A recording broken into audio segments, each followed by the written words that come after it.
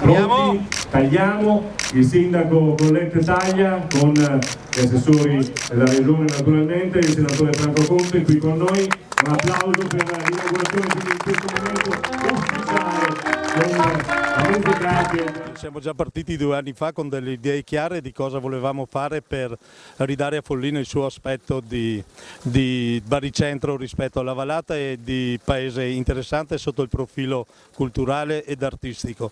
Abbiamo voluto rappresentare con questa opera gli elementi caratterizzanti della nostra società e in modo particolare abbiamo voluto rappresentare sotto l'aspetto sociale la società del mutuo soccorso che per più di 150 anni ha contribuito ad alleviare le sofferenze di coloro che ne avevano bisogno.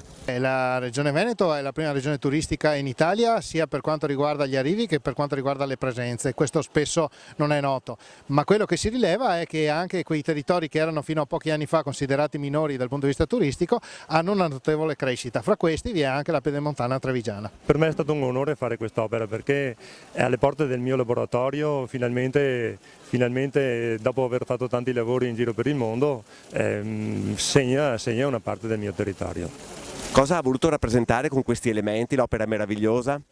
Beh, innanzitutto i folloni, perché follina deriva da fullonibus, che la parola appunto deriva dal follone, e quindi ho legato all'elemento roccia e acqua il follone che poi si rompe e diventano 2 alberi, quindi segno di continuità, di futuro, di prosperità, come è il melograno. Siamo in una bellissima area, una bellissima zona da un punto di vista ambientale e paesaggistico.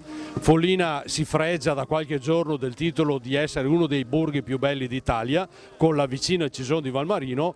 È un luogo dove si sta bene, questo è un luogo che sta crescendo in maniera intelligente, in maniera sapiente, riuscendo a inserire le sue attività economiche in un contesto paesaggistico, ma soprattutto conservando l'ambiente.